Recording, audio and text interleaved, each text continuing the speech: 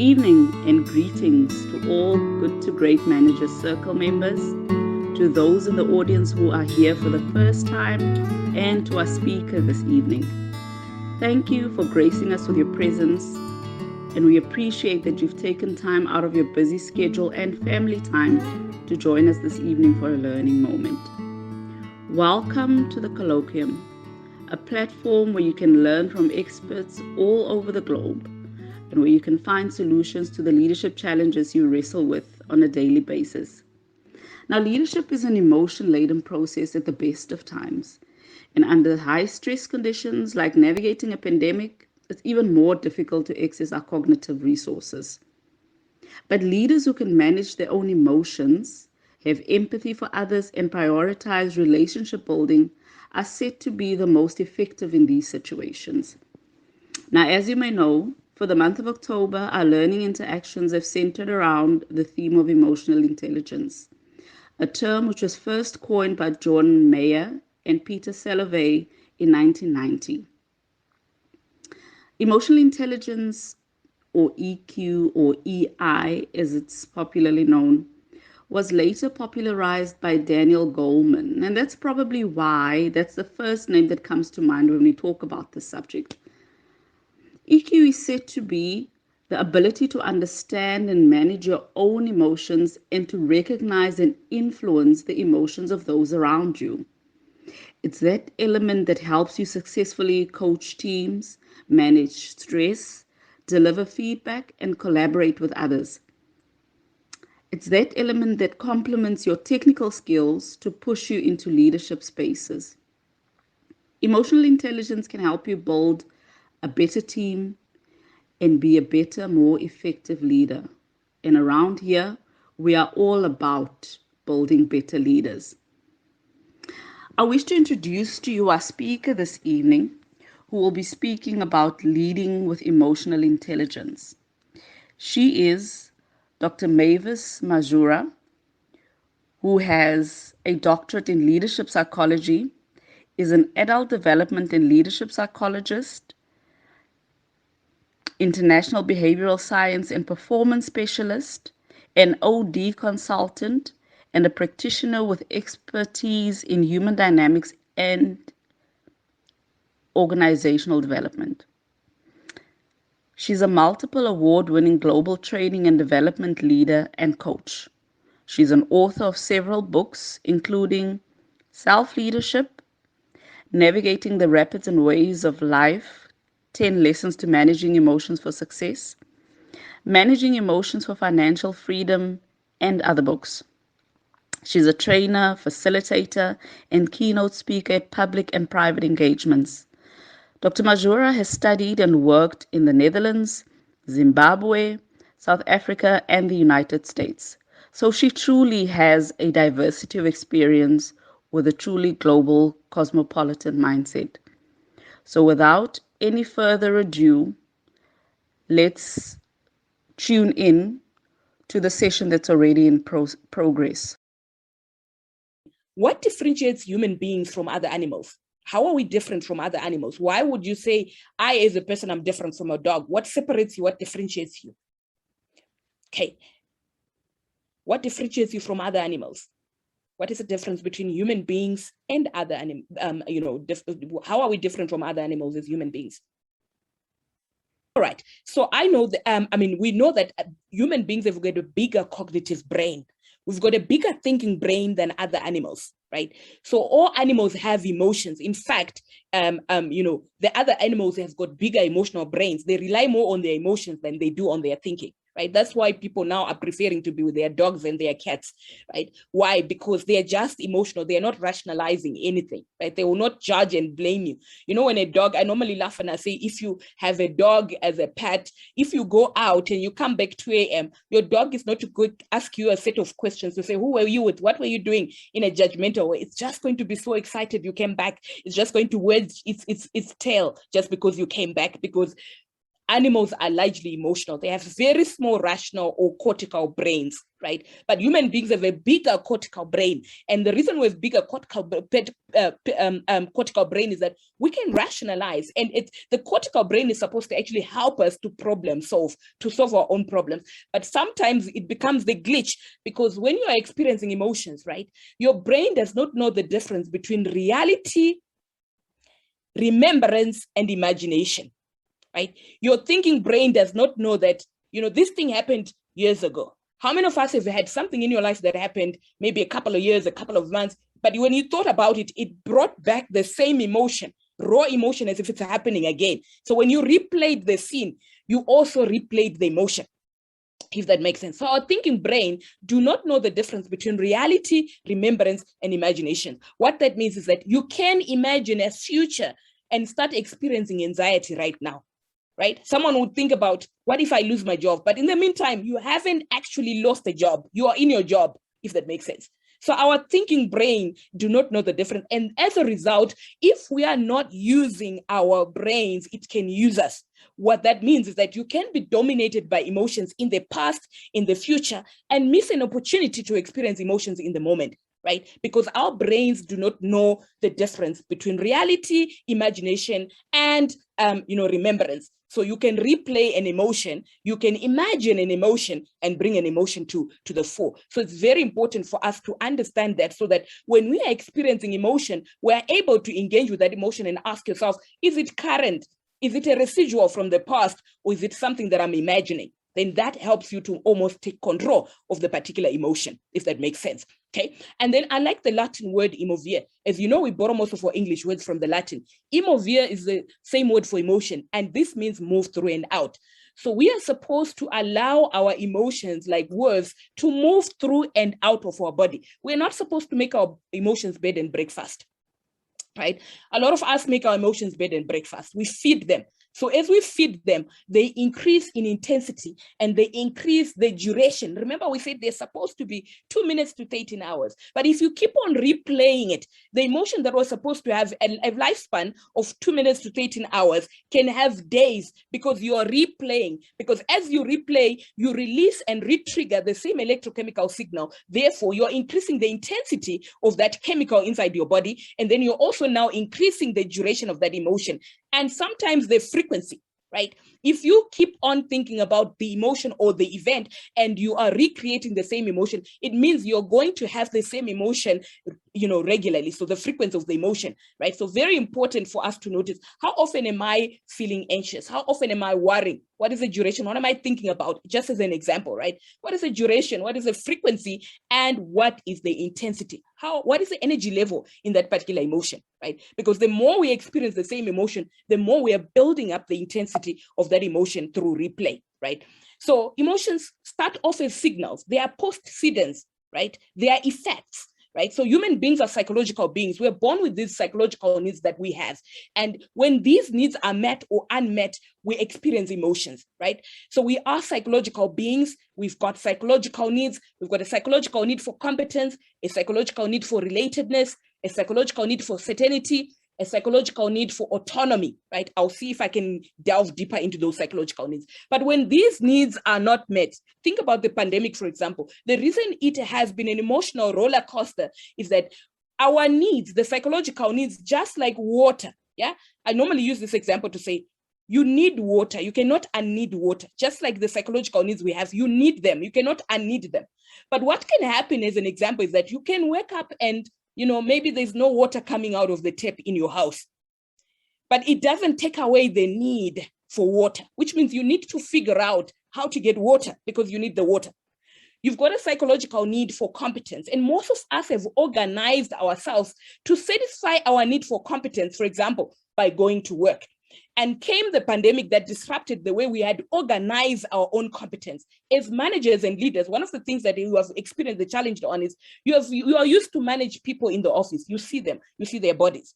Now you're having to manage them through Zoom, through Teams, And for some people, it started to create some level of incompetence, because this is not how you had organized yourself to satisfy your need for competence. You knew how to manage people when they're in the office. And so this disruption of the way you had organized yourself to satisfy your need for competence could have, sort of triggered some frustration, triggered some anger, triggered some anxiety. Am I good enough? Can I manage? Will I be able to manage my team over the internet or over Teams? How will I make sure that they're working? So a lot of managers have had these issues because of the disruption of the way you had organized your own competences on leading and managing a team, because you see them in the office. And here, what we're saying is emotions are signals. They are telling you that your needs are met or your needs are not met. And our needs, as I said, they cannot disappear. But over and over again, as we're living in times of change, the way we have organized ourselves to satisfy the need is disrupted, which means as human beings, we continually have to be adaptive. We continually have to find new ways of organizing ourselves to continue to satisfy the need, because the need does not disappear, if that makes sense. Right? So emotions in others, emotions in yourself, they are simply signals of met needs if they're positive, or unmet needs if they're negative, right? But once you release this emotion as a signal, it can also start to act as an antecedent. What that means, it can now contribute to you behaving in a way that does not meet your needs. So imagine you're frustrated that you can't manage your team over the internet. You don't know if they're going to work. Then most managers become micromanagers. They start to say, log in, I need to know that you are logging in. You start to behave in a way out of your anxiety. You start to drive yourself in behaviors that are frustrating to your team, leading to the lack of performance that you actually require from them, because now they're frustrated. You're operating from the fear and the anxiety to say, what am I going to do if they're not if they're not delivering, if they're not achieving goals? And so then you become maybe like a micromanager, or you become, sometimes managers have even avoided to communicate with their teams because they're feeling that they can't, communicate, or they don't have the relevant information, or they don't know what's going on, or they have their own experiences that they're having. Right? So while you start with an emotion as a postcedent of an unmet need, it becomes then an antecedent. It's now influencing your behavior. And if you're not aware of it and paying attention, and you don't have the skills to manage the emotion, it can now start interfering with your ability to achieve or to meet your needs. I don't know if I'm making sense there, but you can ask me questions later. And I think as we're talking about this, context really matters. And I think I've already touched on context to say we're dealing with the pandemic right now. And it has been an emotional roller coaster, because it has disrupted everyone's way of organizing themselves to satisfy their own needs. Right? So you are dealing with people who are emotionally exhausted, people who have used various coping mechanisms to try and satisfy their needs. And we know that coping only works temporarily for a while. But because COVID has been long haul, if you have been coping and you've not actually adapted, it becomes exhausting, emotionally draining. Emotionally, most people are experiencing that emotional fatigue, right? So we're living in times of change. Away from the unplanned change of the pandemic, we also have changes that are going on within our organizations to try and adapt to what is going on, to the operating environment, right? So there are a lot of changes. I know a lot of organizations that are, reorganizing themselves as well, so that they can continue to satisfy, their goals, their objectives. And so as we have the unplanned change, and then we've got planned changes within the organization, all of these things are creating emotional turbulence, and change can be very stressful, right? Change, planned or unplanned, can be very, very stressful, right? And we know that stresses that we get in doses can cause cognitive, perceptual, and emotional impairment. That is why in the season, we're talking about the fact that there's an increase in mental health issues, depression, anxiety. And that's because people are now experiencing cognitive, perceptual, and emotional impairment because of the prolonged emotional turbulence as a result of the planned change and the unplanned change. And you as a manager, you're dealing with this context, but you're also having to help others. So you're now dealing with you're dealing with the context, you're operating in the same context. Now you also have to help others. And we know that helping others can also be stressful. So that's an added layer of stress on yourself, right? Because it requires you to use your self-control regularly. So you start to experience what we call power stress. So anyone who has a responsibility of another person, whether it's your children, husband, wife, or the people that you take care of, extended family, it gives you power stress. And then think about the fact that you're managing a team, right? You also experience power stress. You having to take care of, manage other people's emotions just presents a layer that is challenging, again, contributing to the emotional turbulence.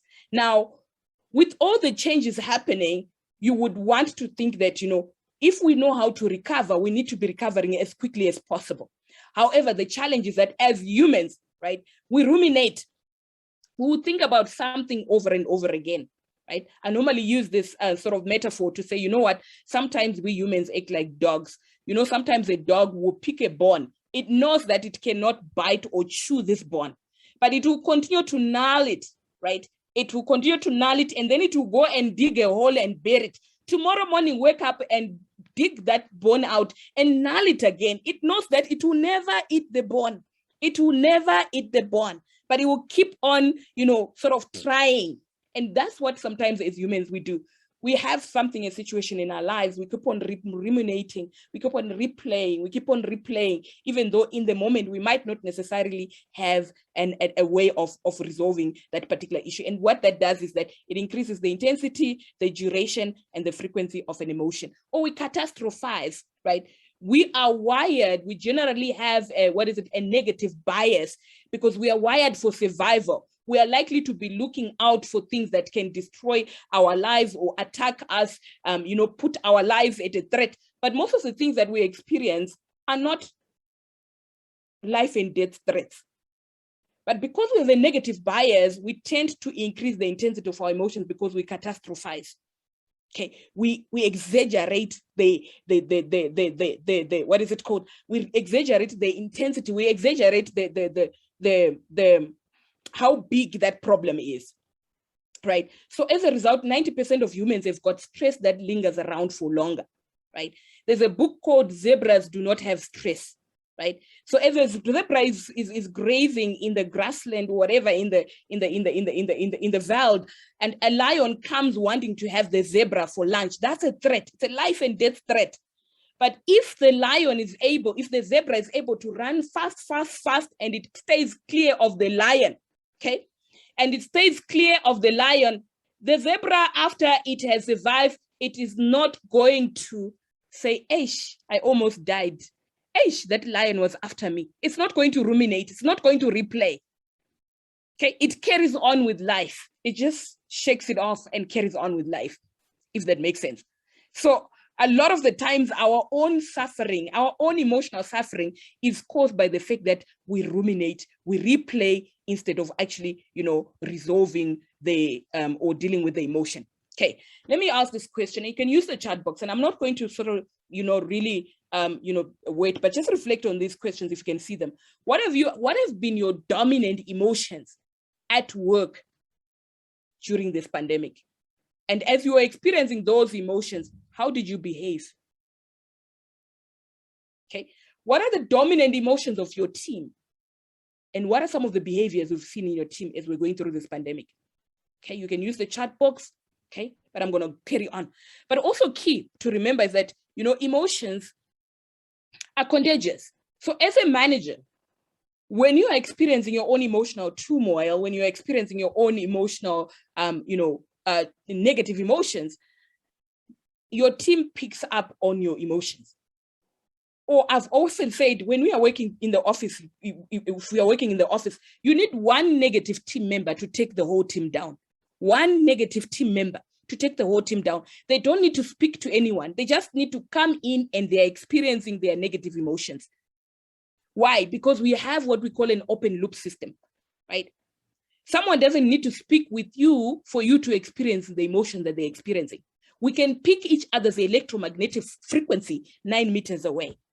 And even online, we can actually pick up emotional, emotional charge, right? Emotional electromagnetic frequency. We can pick it from one another. You're speaking to someone and you can see, you can sense, you can feel that, man, something is not right. Okay, so we are wired to pick up subtle clues from one another. And we call that emotional contagion. What that means is that your emotional content You can try and hide it, but people are going to feel it. People are going to pick it. We can try and pretend that we're fine, but people are going to pick the emotional frequency, right? So, which is very important, to be able to understand why we need to have the emotional literacy. Because while you are lying that you're fine, someone is picking that, no man, there is a dissonance. This person is saying they are fine, but what I'm picking, from an emotional level is not the fine. So then you begin to cause, what we call dissonance, right? Because you are saying something, you're feeling something, and you're doing something. There's no coherence, there's no resonance, right? You're not in alignment as a person, right? And therefore other people begin to experience that as well. So very important to say, we understand that, emotions drive behavior, but how do the emotions drive behavior? We already said, your emotions drive how you perform. How you feel is how you perform. So your task, the ability, you're talking about disengagement. When people start checking out emotionally, that's what we call disengagement.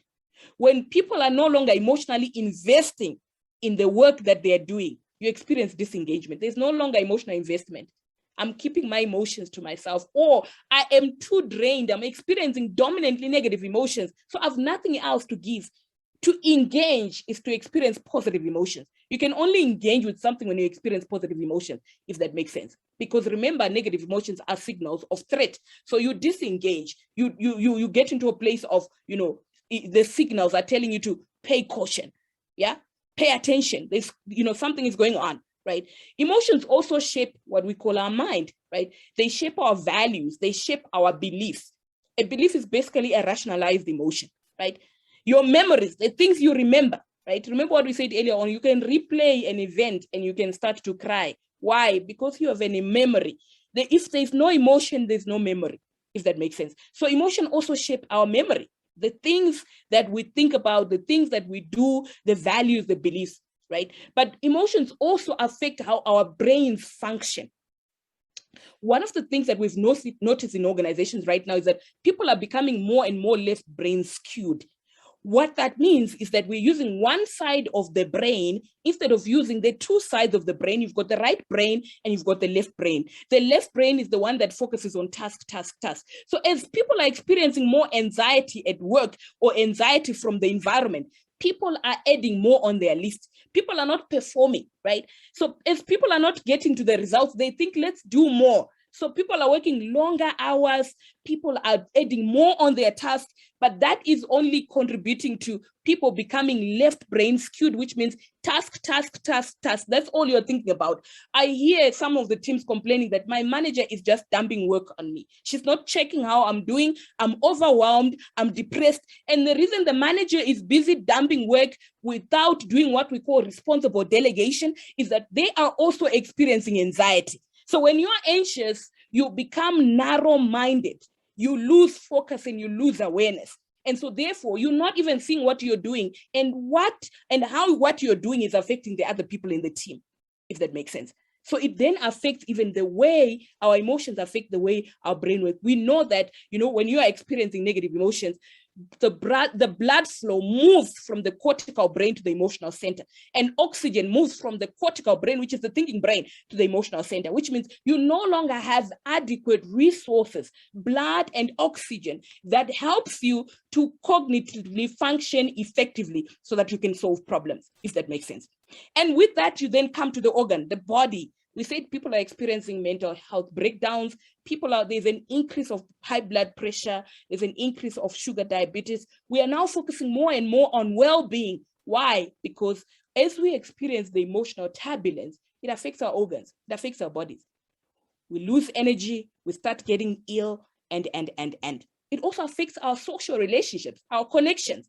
When you are left brain skewed, the brain that helps us to connect with another is the right brain. The right brain, right? The right brain is the one that makes us, associate, connect, create, innovate, But when you are left brain skewed, even connecting with people becomes difficult. If you've seen during the pandemic, there's been an increase in divorce rate. Right. If you've seen also during the pandemic, there's been an increase in conflict in some of the teams in our organizations. right? And an increase in disengagement. What's that? Right? When people don't feel that they're connected, when people feel that they belong, when people don't feel that they're experiencing there's an energy, there's a recharging that happens to us as humans as we get together.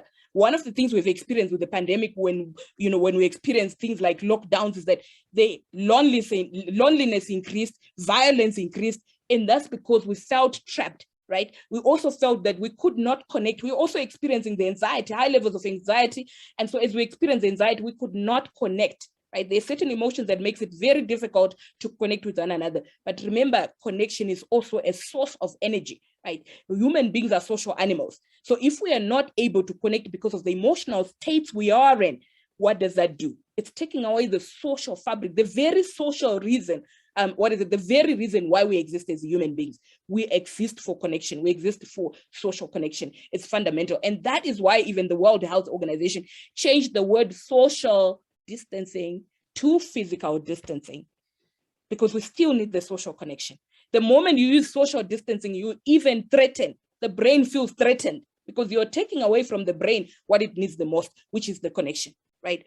So when we're experiencing change, what happens? We experience the turbulence, the emotional turbulence, but it is key to remember that emotions are neither good or bad. They're just adaptive tools. They're signals, they're messages. They're telling you how things are, right? They're just feedback loops that are telling us to reorganize ourselves to adapt to the changing environment. So we need to lean into our fear. We need to understand our emotions and use them strategically as we're going through change. If we don't, these emotions can become maladaptive. Okay, maladaptive emotions just means you've increased the frequency and duration of a negative emotion. And that's why you have sometimes people saying, I'm feeling bad. It feels bad all the time. You're feeling negative all the time. You feel stuck. Yeah. When you're feeling stuck, it's because you've experienced a dominant negative emotion. Okay. And you can become destructive to yourself and others. Right? You become mean, selfish, anger, venting, some of the things like self-pity, whining, blaming, tantrums, rantings, things are like this. They can be detrimental, inappropriate expression of anxiety or anger. That is a sign that you're experiencing maladaptive emotions, right? So maladaptive emotions, what they do is they obscure, right? What that means is that they inhibit your senses. You no longer hear well. You no longer even taste well. Ask yourself when you're going through stress, you cannot even enjoy food because it begins to suppress your senses because of the emotions that you're experiencing. You become reactive, right? You also become protective where you are supposed to be changing, because the demand is that you change and you adapt to the changing environment. It becomes difficult for you to adapt and to change. And so you become protective. Instead of changing behaviors, you protect the very behaviors that you're supposed to be changing. And it can diffuse in every area of your life. Yeah, it begins to diffuse in every area of your life. Okay. The dangers of maladaptive emotions: you experience diminished self-control, poorer cognitive performance, narrowing of awareness and perspective, poor task, team role, relational performance, and it affects your well-being. You experience isolation and left brain school that I explained earlier on. And then the brain loses the capability to learn. During this time, we need to be learning a lot because we're living in a changing environment, and we're speaking about learning agility. But when you are experiencing dominant negative emotions, even learning becomes difficult. So we feel anxious, nervous, even depressed, and we perceive things people say or do as threatening. Remember, when you are threatened, you are threatening. Right? When you are experiencing dominantly negative emotions, you are threatened. And when you're threatened, you're threatening, right? And then more stress is aroused. So what do we need during this season? More emotional literacy. You need emotional self-awareness. What am I feeling? What has triggered it? How long, frequency, duration? You need emotion. What am I feeling? Name the emotion, right? Emotional honesty. Don't hide what you're feeling because people can pick it anyway. Be vulnerable enough to be able to say, I'm experiencing anxiety, and the reason I'm experiencing anxiety is my need for competence, my need for certainty, my need for autonomy is being disrupted, and I need to find a new way of adapting, right? We need the emotional energy. Yeah. What is the emotional energy? Is it high or low? If you're constantly feeling negative, fatigue, it means that you need to up your emotional energy game. Emotional feedback. We need to have those conversations. Okay, I'm quickly just rounding off because of time. I see that we have 9 minutes, so I need us to leave like 5 minutes for questions, right? So how do you reactivate your power? Remember, we said we are psychological beings. So shifting from resistance to exploration. Don't resist your emotions. Don't suppress. Don't deny. Yeah. Don't repress your emotions. Explore them. Yeah. Explore them. Use them as feedback. Feedback. Right. Use them as feedback, and you can use them. Do not move away from. I mean, we need to move away from fear to values. What are your values? Right. We need to move from intrinsic motivation to intrinsic motivation. What really, really matters for you during this season? So how do you reactivate autonomy or agents, which is a psychological needs? And what that basically means is the ability for an individual or group to act with purpose. That's what agency is, right? But during times of change, we can feel like our purpose is not known anymore. A lot of things are uncertain. So to act with purpose, we need that power, the ability to act with purpose, and the courage, the ability to create the resourcefulness to choose to act. How do you reactivate intrinsic motivation during this time? You need to tell the story of self. What called you to the work that you're currently doing now? How do you remind yourself of why what you're doing matters so that you can trigger positive emotions? You can regenerate, you can renew, right? And what is the story of us as a team? Why do we exist as a team? Where are we in? What is the story of now? What are the dreams? During times of change and challenge, we forget that we have dreams. I normally do a quick exercise to say, just write dreams, 2 minutes, write as many dreams as you can. But for time we don't have, but do this exercise on your own. Write as many dreams as you can. When we're going through challenging times, we negate even dreaming. Dreaming is resourceful. When you start to dream, you take to yourself to a land you've never been before. You trigger positive emotions. You start feeling inspired, right? And what does that do? You're regenerating the positive emotions so that you can, re-engage with what you need to re-engage, right? Competence. We said you've got a need for competence. And I know I've not explained this, how it works in terms of psychological needs, but just know that you have a need for competence. So how do we reactivate it? It gets disrupted during change. Yeah.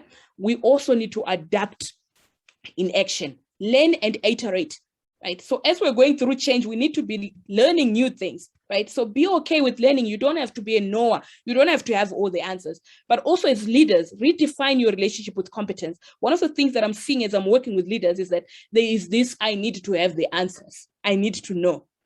Guess what? Because of the disruption, sometimes you don't have the answers. Sometimes you don't know, but sometimes someone else in your team has the answers. Right? So redefine your relationship with competence, because sometimes what frustrates us, what gets us anxious is that you think I need to have the answers and I need to know, right? And you think when you are learning, it's a sign that you don't know. Yet learning is also a competence. Competence is both acquisition and expression. It's not just expression alone, because if all you're doing is expressing, you're going to become blunt. I normally use an example to say, if you're cutting trees and you don't sharpen the saw, it's going to get blunt at some point, right? As a leader during this time, coach and be coached, right? Coach your team and be coached. Do not denigrate. Do not shout at your team for not delivering. If your team is not delivering, it's not the team. It's a reflection of you as a leader. How are you coaching? How are you upskilling? How are you mentoring? Inspect before you expect. Everyone is being disrupted. They're experiencing the same anxieties and fears, and that's causing them to not perform. How do you coach them back? How do you reactivate competence for them? How do you reactivate autonomy for them as a leader, right? So fail forward, exploration and experimentation, experiment, adapt to a growth mindset, and embrace the emergence, right? Know what your superpowers are. What are your personal strengths as a person, so that you can lean into those. Certainty. We're living in times of uncertainty, and we know uncertainty creates a lot of anxiety. But how do you create certainty in an uncertain world? Know how to set goals, home and away. Personal goals. How do the personal goals fuel the work goals that you have? Help your team to do the same, if that makes sense. Communicate. Adopt rituals so that you can have certainty, right? Measure progress and take responsibility. Create your mission, vision statements. I know that I'm rushing through this, and also use the circle, and I'm not going to get into that, right? Relatedness. We are hardwired to connect, yeah, to see, inquire, and commit to one another. Connection makes us smarter, happier, and more productive and more resilient. How do you nurture relationships in your life? How do you nurture relationships and connection in your team? I like the NASA model, right? The word, the acronym CONNECT for them means community, support, co-creation, authentic relationships, openness, vulnerability, emotional disclosure. Let's share our emotional experiences, right? It helps us to heal, right? Networking, understanding that human beings are psychological beings, they have needs. How do you satisfy those needs? How do you facilitate that? And then have an expeditionary mindset, exploration continuously. Have countermeasures. What that means is that there are times when you're too tired or when you're too drained to be able to do things like connection. When we're tired, we start to avoid relationships. So know that there are times like this that will come. What are the countermeasures? What you put in place so that no matter how we want to avoid it, we actually have it, right? Training and preparation is very important. We need skills, right? We need the skills, relational skills. We need coaching skills. We need all these things to help us to be able to reactivate those positive emotions. Remember that emotions are instrumental.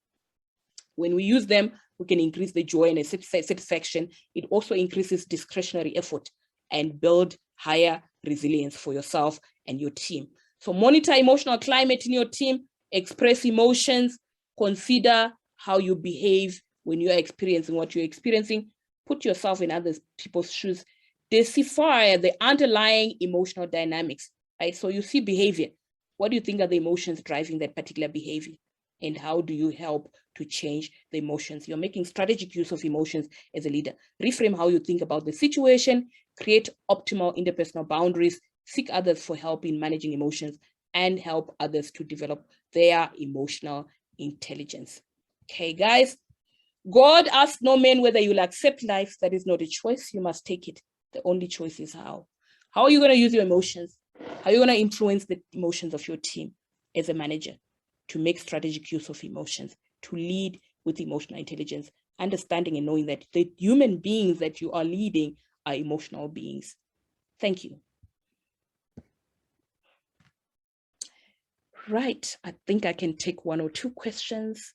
And I know that I ranted through this presentation, but I hope that you did get one or two things. So I will take one or two questions. You can unmute or you can drop the question in the chat box. I know that I had a Coach Richie says, why do we exaggerate to our detriment? Yeah, why do we do it? Yeah. Okay.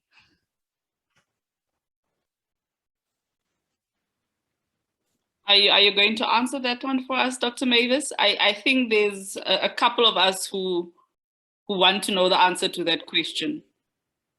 So as I said, we are wired to detect threats to our lives.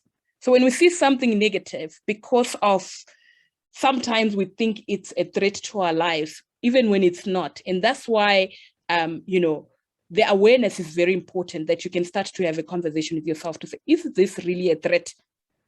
Right? It's almost like you see a snake on TV. So there's no life threat there. That's exaggeration when you see someone screaming. So you need to, we can have what we call momentarily a loss of awareness as a result of the fact that we are not reflecting on where we are and what we're experiencing as a person or as a human being, right? And also there's just a lack of skill of managing emotions. When you lack skill, you will continue to exaggerate the situation, because remember, emotions will continue to call for attention. Any emotion that you have not resolved will continue to seek for your attention. I normally say emotions are like children. They love attention, right? So if you don't resolve it, it will keep on building the intensity. And sometimes the discomfort of the emotion can cause you to then exaggerate the situation because you're feeling the discomfort of that particular emotion, right? Thank you very much for coming through, Dr. Mazhura. We really appreciate you taking your time to come and speak to us about emotional intelligence. I kind of feel cheated. I feel like I should be, holding your ransom and saying we need a part 2 to this. But I'll be nice. I won't do this. I've had a lot of takeaways. There are certain things that you think it's only you, and then you realize that everybody has that, especially the one about how we ruminate on those negative emotions. That was interesting to learn. So I think in my next life, I would like to be a zebra. If I could choose, I would like to be a zebra. Yeah, and also about how people, when people are not feeling, you know, the work, they won't do it. And often as managers, we don't pick up on those nuances well enough to be able to, you know, influence the emotions of our colleagues, you know, differently. But thank you very much. I think everybody has learned a lot from today's session. I'm sure they've seen where they can contact you if they want to. I see another few messages. Let me just see.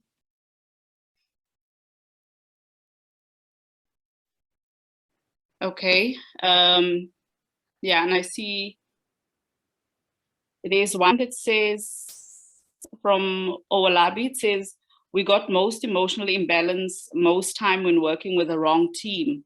How do we guard against getting emotional most of the times when we find ourselves in this situation? Okay. So I always say, you know, remember what we said, that we pick up each other's magnetic frequency. But if you're not aware, have you ever come from your home and you're like, I'm going to have a great day, I'm going to have an excited day. And then you walk into the office and unaware, you don't know what hit you and you don't know from which direction it came from. And then because someone's electromagnetic frequency has affected you, so then it changes your mood. So the key thing is awareness. If you can manage your own emotions, yes, people can trigger us, but if you can manage your own emotions, right, you limit. It's almost like, you know, you insulate yourself. We use electricity, it's dangerous, but we insulate it so that we can protect ourselves from the danger of electricity. So when you're working with others, also, even if it's a very toxic environment, you need to master how to insulate yourself against the toxicity so that you're not picking everything that's going on, if that makes sense. Mm-hmm. Mm-hmm. Yes. Thank you very much. I think we've gone well over our time limit, but thank you very much. We really appreciate it. And so I think we will adjourn this session now. To everybody else, enjoy the rest of your weekend and have a good evening. Thank you. Goodbye.